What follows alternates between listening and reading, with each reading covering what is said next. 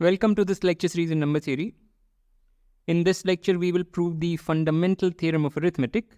And we don't need to know a lot of things, but we do need to know some properties of GCD, etc. But here is one that I've pointed out. If P is a prime that divides to the product of two integers, then P must divide at least one of them. Okay? So I don't want to spend more time here, and let's just get started. So here are some problems for practice. And now let us go to the lecture. So let me start with sort of a puzzle. It's a puzzle but framed in abstract mathematics. Still a puzzle, I would say. Is there an injective function from this set to that set?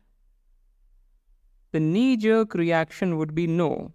This seems to be too big to fit inside that. This is a two-dimensional sort of a thing. If you imagine it as a grid, it would look something like that. While this is just a one-dimensional object. Whatever dimension means, I'm not trying to give any formal meaning to dimension here. But still, intuitively, it doesn't seem to happen, right? You cannot fit the three-dimensional space in the two-dimensional space in any obvious way. You can't similarly fit a two-dimensional space in a one-dimensional space.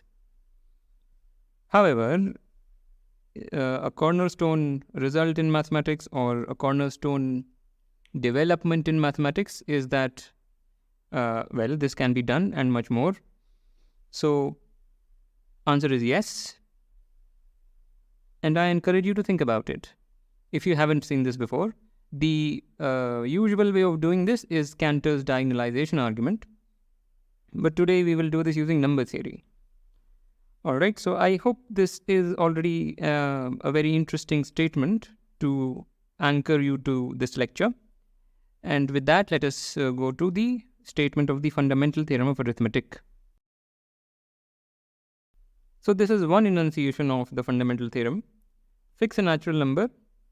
Then there is a unique integer r and unique primes arranged in an increasing order. Unique primes and total r of them arranged in an increasing order here such that n is the product of them.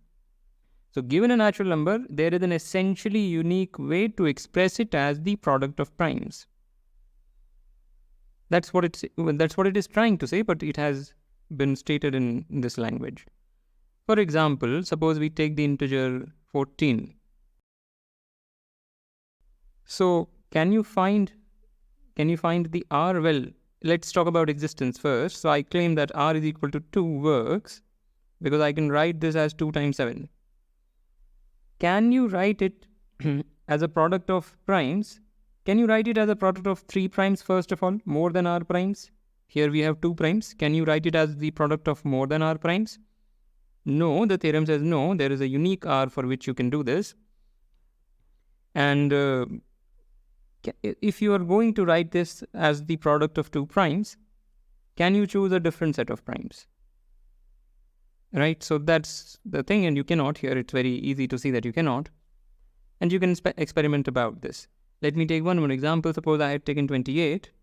Then I write this as the product of 2 into 7. This is an increasing order. If there is any other list of primes, P1 less than equal to P2 less than equal to ... PR, such that P1 times ... PR is 28, then the theorem says that P1 is bound to be 2, P2 is bound to be 2, P3 is bound to be 7, and there will be nothing else. So this may be intuitively obvious, but a first formal proof of it was published only by Gauss, which was very late. I think it was in either the late 18th century or the early 19th century. This was published in his book Disquisitiones Arithmeticae. Okay, so let's see why this is true. It's very easy actually, given what we know. So suppose, proof of the theorem, suppose existence should be clear. Every natural number greater than equal to 2 can be written as the product of primes. So there do exist r and such primes such that n is the product of them.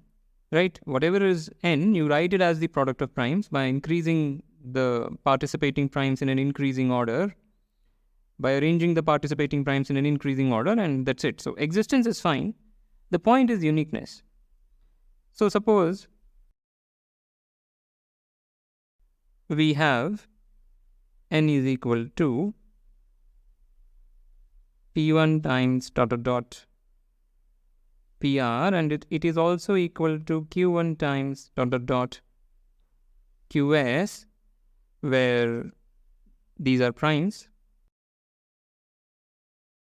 in an increasing order.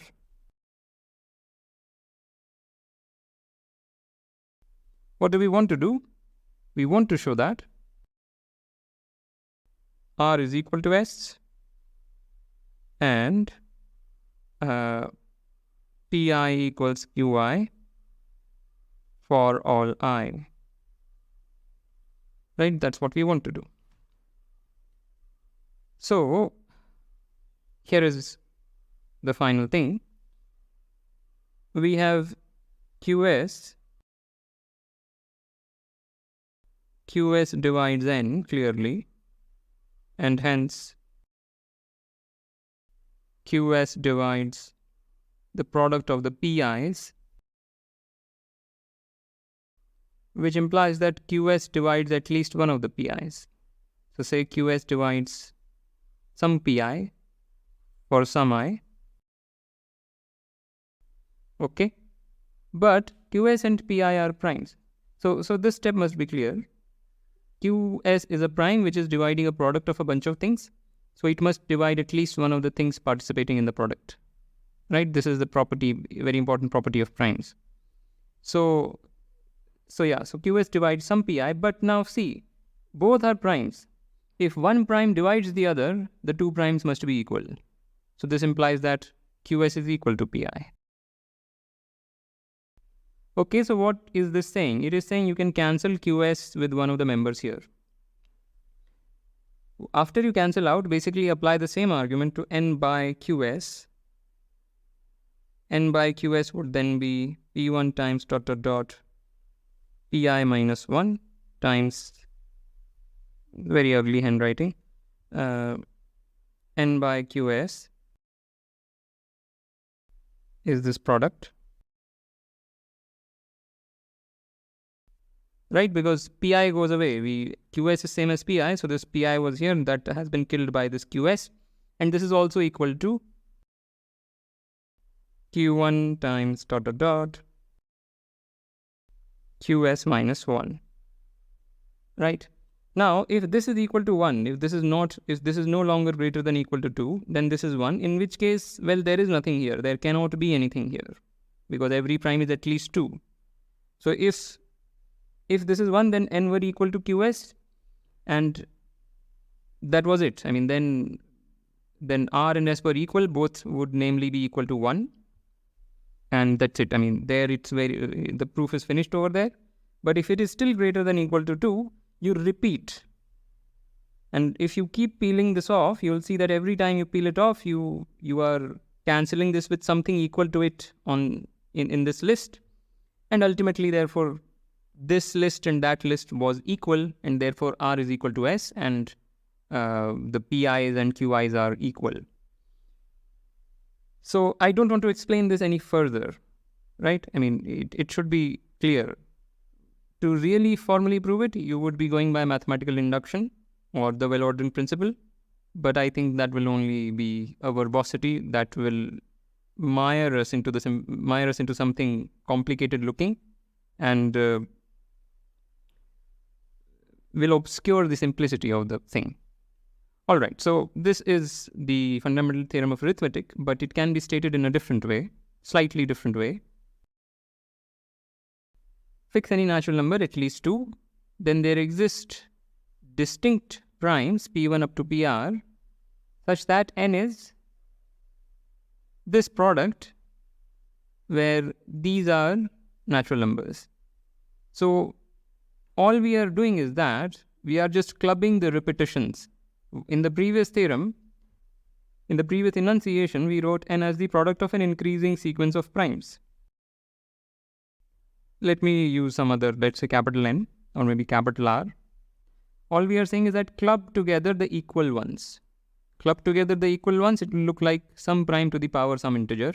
Then club together the next equal set, that will look like some prime to the power some integer, some positive integer, and that's it. That's all this is saying. So the existence part is as it was previously, and the uniqueness part is just an exercise. Right, this is the formal enunciation of the uniqueness part. I encourage you to pause the video and convince yourself that everything is in order. All right. So I hope the fundamental theorem of arithmetic is clear. Okay. So now let's go back to our puzzle. So we will show that for any positive integer k, there is an injection from n to the power k to n. The puzzle was only for k equals 2, but here we are doing for any k. So here is the proof. Choose k different primes. These be distinct primes. Pairwise distinct, I mean. Define a function as you send this list. I should write something else. Let me write a1 to ak to this number.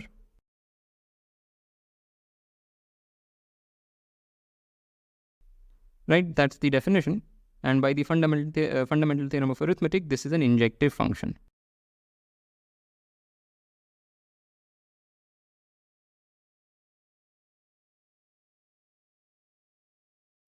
Right? If f of a1 dot dot ak is equal to f of b1 dot dot bk, then p to the a1 dot dot p1 to the a1 dot dot pk to the ak is p1 to the b1 dot dot pk to the bk. But the fundamental theorem of arithmetic now says that these have to be equal, term by term. So that's it. That shows injectivity. So very simple and very neat. The Cantor's diagonalization argument requires a little bit of more writing. Writing that proof is a little bit of a pain. But here, it's so simple. We did require some non-trivial theorems about divisibility, etc. to prove this. But the result is that there is a very clean proof of this injectivity. All right. So with that, I want to end this lecture. As usual, like, comment, share, subscribe, and I will see you next time.